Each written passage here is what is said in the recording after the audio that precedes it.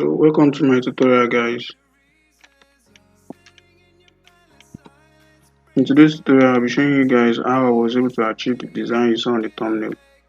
So I got this image from Pinterest and I placed embedded it into my Photoshop. Then this is the image here, right here, and you go down to select and click on subject.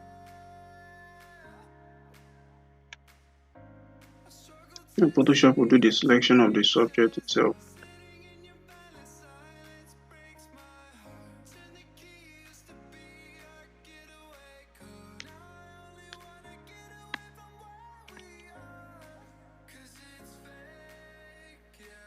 After the selection has been made,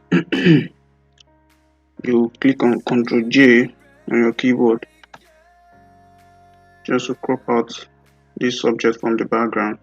Then you convert it to smart object. Right click and convert to smart object. So I already did that. Let me just delete this layer here. Then review this. Yeah. So after I've done the duplicate, you should have something like this. Something like this. So right there. Right on top of it, you create an adjustment layer. You go down to this icon here, click on it and go down to curve. Then you drag it up like so. You make sure this clip icon here is checked. So just delete this and open this. Yeah. So you should just bring up the curve just like so. Yeah. Then on this layer marks here, you click on it. Then let me show you guys something. So right on this layer now, you create an adjustment layer, go down to curve, then you bring down the curve, bring it up, something like this, and make sure this clip icon is checked. You click OK. Then right on this thumbnail here, you click on Ctrl I to reverse the marks. Then you pick your brush tool, which will be on your keyboard, and change the size a little bit. Then you paint over. Make sure the foreground here is set to white.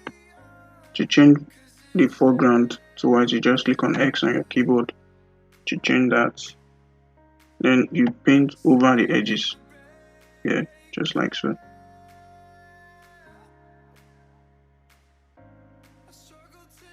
Just like so.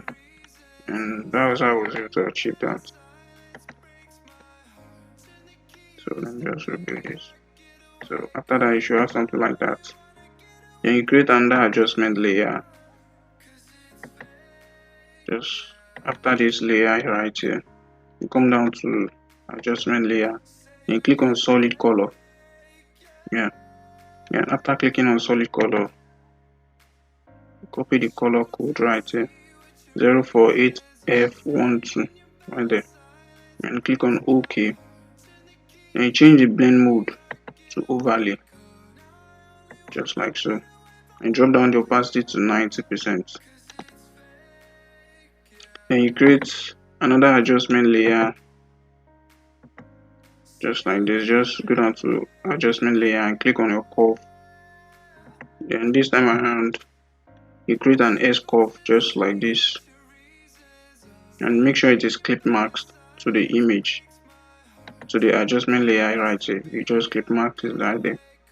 Then you create another adjustment layer, a curve adjustment layer, and this time around you bring down the curve just like so.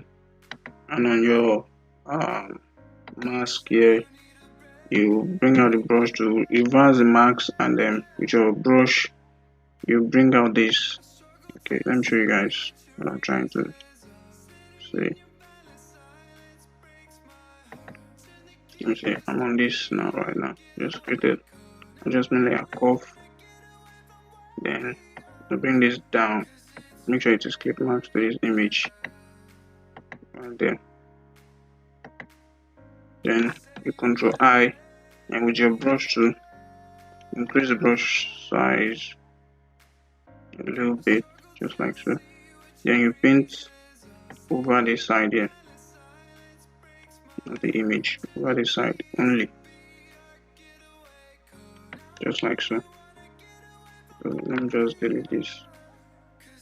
That's what I did there. Moving this, yeah. So after that, you create a new layer. To create a new layer, you come down to this icon right here. Then a new layer is created. But then before you create, okay, after creating the new layer, you go down to edit and click on fill. Then you make sure this 50% gray option is checked and click on OK. Just like so, and you convert it to a smart object. Convert to a smart object. Then you go to filter and then noise. Add noise. Add noise about 5.35. Then click on OK.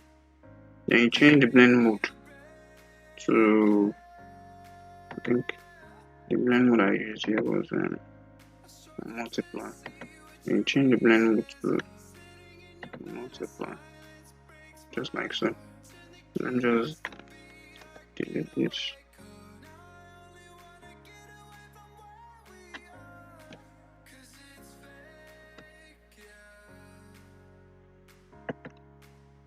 Yeah, and change the blend mode to multiply, just like so.